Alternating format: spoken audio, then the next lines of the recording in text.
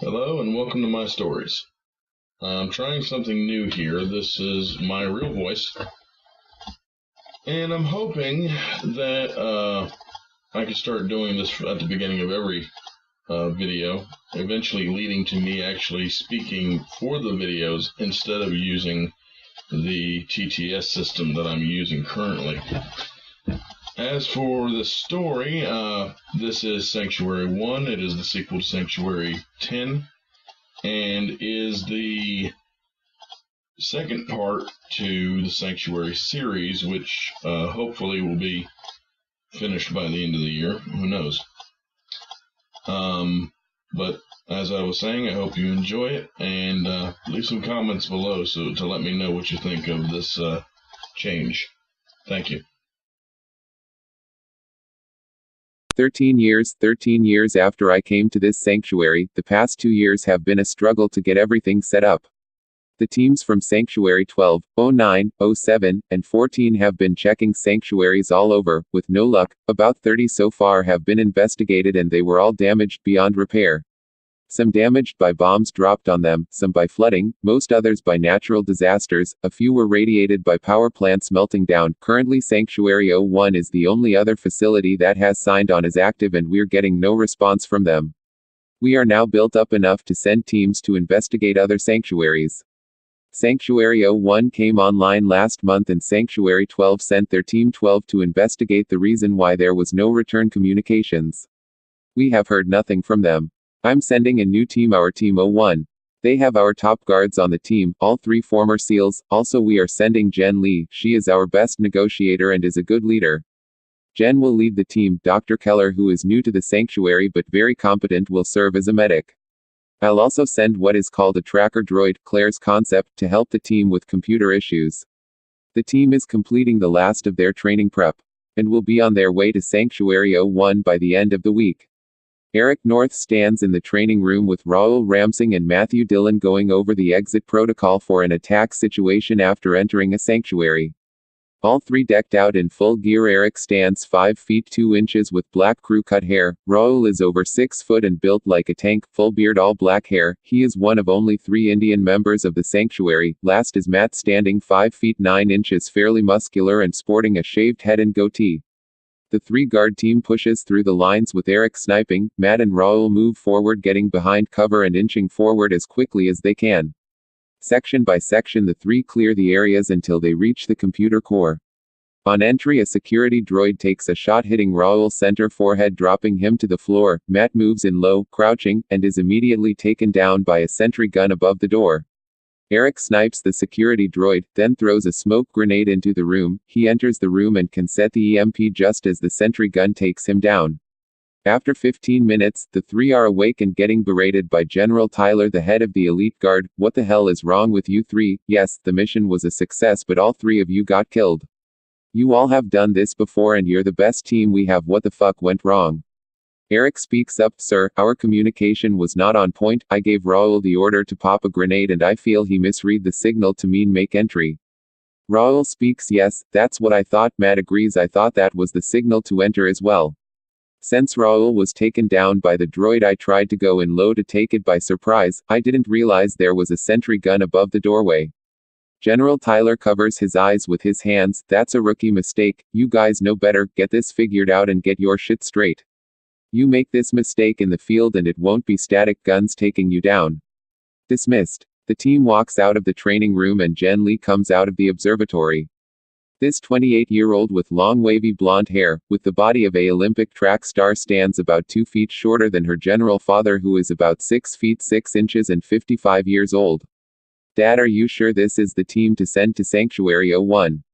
General Tyler speaks. Jenny, those 3 are all former Navy SEALs. They're just having a bad day. They'll straighten up and will be ready for the mission.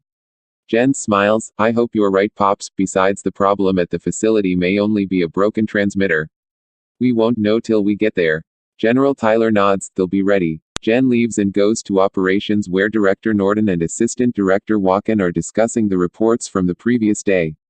She hears Jacob say, the sanctuaries that are online are almost full. Hell, they only hold 3,000 people. We need to up the training on teams and get them to other sanctuaries now so we can ensure the newcomers have places to go.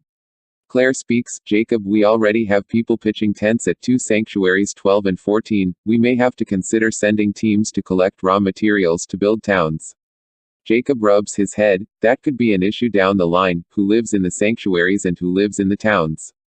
We may have to do a rotational situation as they come in, house people in the facility and move the elites to a barracks. After the newcomers go through orientation and are well enough to work, move them out into the town. Jen steps up, sorry sir, ma'am, I hate to interrupt, but I wanted to let you know Team 01 is ready for deployment. We will be shipping out as soon as the tech department has the tracker droid complete.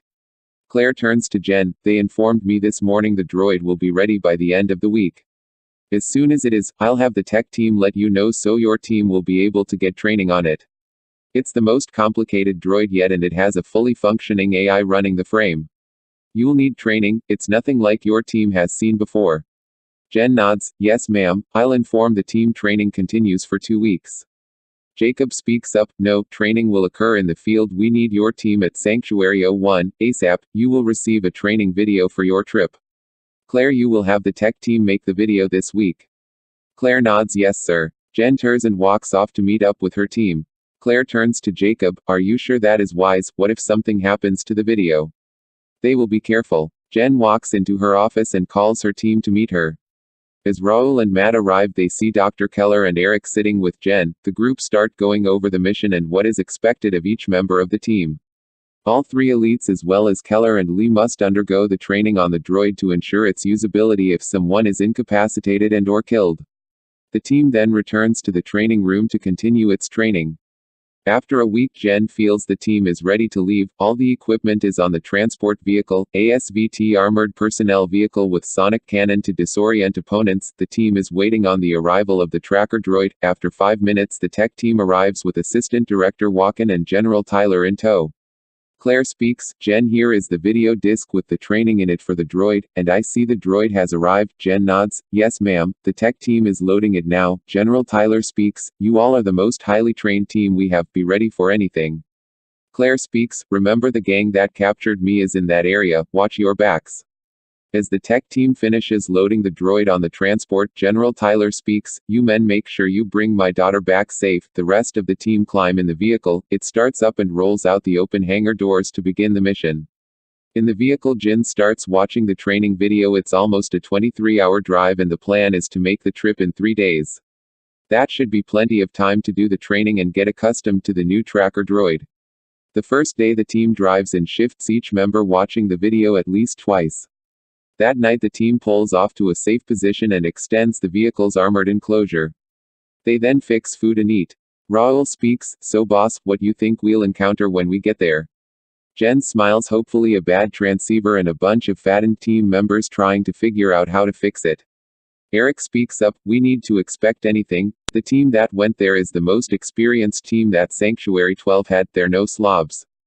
Plus they had a tech on the crew, they wouldn't be fumbling around in the dark. Matt speaks up, it's possible the sanctuary was looted and when the team got there, there wasn't any parts to fix anything. Jen, not likely, the gang in the area tends to keep looting down. They act as the local dictatorship and push out or kill anyone that threatens them. Eric looks at Jen, it's more likely the gang found the sanctuary setting off the activation signal, then proceeded to shut it down and take over the facility. The team from Sanctuary 12 may have met a very bad fate. From what I understand of Claire's reports on them, the gang tortures and kills its prisoners. Jen speaks up, well that's highly likely, as much as I'd like to hope otherwise, it's most likely the truth. Eric, I want you to start planning a hard entry on the facility. We know we're going into a bad scenario no matter what, so get planning. As for the rest of you, we need to get started on this droid. It's already assembled, we just have to program it and turn it on. After an hour of programming, the team steps back and Jen pushes the activation code into the onboard keypad. After a few seconds, the droid springs to life and the onboard AI speaks. Thank you for activating the tracker unit droid Mark 1. My name is Mark. How may I assist you? Jen speaks, I'm the team leader Jen Lee. This is Raul Ramsing and Matt Dillon. Eric North is the elite leader. He is planning the entry into Sanctuary 01. Are you up to speed on the mission? Mark speaks, yes, I am fully programmed with the current mission and possible tangents that could occur on entry of Sanctuary Base 01. I am ready to serve as needed. Jen smiles. Good, for now I need you to stand lookout tonight and use your drone to ensure we are not surprised. Mark nods. Yes, ma'am, I shall proceed now. The team bunks down for some much-needed sleep. Over the night, Mark 1 observes the area up to a mile away, and with exception to a few animals, nothing comes near the encampment. The next day, the team closes the armored enclosure and loads up the vehicle. Mark 1 takes position in the passenger seat and scans the horizon for any danger. The drone unit takes periodic flight between recharges to record the regions they pass through, currently desert. Second day of driving over, and the team settles down to eat. Mark 1's drone is currently viewing the area, and there have been no sightings of danger. After a few minutes of silence, Matt speaks up. What do we know about this gang? Where is their territory border? Eric speaks up. All we know is what you've been told, what was reported to us by Claire. I'm assuming there will be some sign of their claimed border as we get closer. Matt speaks. Just don't like going in with no information. It's asking for disaster. Why not send a division to clear the gang? Jen speaks up. Because Claire and the director are aware of the possibility of a future alliance with the gang, if they're willing to change their tactics, and atone for their misdeeds. Raoul laughs. Atone for their misdeeds, Jen, that won't happen. These people are the lowest common denominator, they destroy to exist. They won't do anything that would cause them to lose power, and they won't negotiate. We will likely die a few moments after entering the facility. Eric pipes up. That's why we have Mark 1, the android's power cell is said to explode if the entire team dies. It's the equivalent blast of a Moab, or mother of all bombs. The facility would be vaporized, leaving nothing but a crater behind. Jen grimaces. Let's hope neither of those scenarios occur. Remember, our main goal is to find out what happened to the last team, not start a war. Alarm, alarm, ma'am, I have detected a group of 6 men approaching from the west. They are currently too far away to see the encampment. Eric whispers, quick, kill the lights. Mark cloak mode. As Mark 1 initiates the cloak, a field of shimmering energy covers the skin of the vehicle. At that moment, the entire encampment disappears from sight. The team watches the drone's feet as they see 5 men chasing after one man. The individual then appears to trip and fall to the ground. The 5 men reach the individual and begin to beat him, obscuring his body from view. After a few moments, the 5 men run off back to where they came. As the drone zooms in on the now lifeless body of the individual, the viewer shows the body dismembered and the heart and head removed. Jen shrinks back in horror. Eric speaks. Mark, kill the feed. Mark replies, yes sir. Come daybreak, Mark 1 travels to the body to get DNA samples and fingerprints of the dead man. It then returns to the still cloaked encampment. Doc Keller does an analysis. Keller speaks, sir, ma'am, the DNA will take a few days, but I've already gotten a match for the fingerprints. They belong to a John Martin Smith, member of Sanctuary 12, Team 12. Eric grimaces. He was one of the lost team. Mark 1 continues, sir, he did not escape the facility, he was hunted, his hands were still in shackles. The team sends Mark 1 back out to bury the remains of the body. Jen calls Claire over the radio and informs her of the likely fate of Team 12. Claire reminds Jen they need the sanctuary and tells her 7 teams are on the way from Sanctuary 12 to assist, but they are a day behind. Jen decides to push on and check the facility to see if it is clear. There is a possibility the sanctuary has gone unnoticed. If so, the facility's automated systems could be used to clear the area. The team pack up and head out by noon. Believing themselves ready for anything, the team drives through the night with no issues. The cloak works even when driving. As they arrive at the facility, they see a long fence with barbed wire surrounding the opening. It seems the facility, at least, has been found. The team preps for a hard entry with Mark 1, Matt, Raoul and Doc Keller in the lead, and Eric covering the rear with Jen. They make their way through the fence by cutting the chain link, then enter the facility, which is unguarded. This is already worrisome, and Matt's gut is telling him this is a bad idea. Room by room they clear the facility until they reach operations. Matt, Raoul, Doc Keller and Mark 1 make entry and move into the room. All of a sudden the door claps shut behind them and Eric and Jen are surrounded by gang members. Eric fights, taking down 5 men until he is knocked out and Jen and Eric are taken away. At the same time, Raoul, Matt, and Mark 1 attempt to force open the door with no effect. They're trapped with nowhere to go and no way to get out. Thank you for listening. As I said, I'm going to try to work on my abilities to speak, and hopefully I'll be speaking more in these videos than what I already am. I hope you enjoyed this video.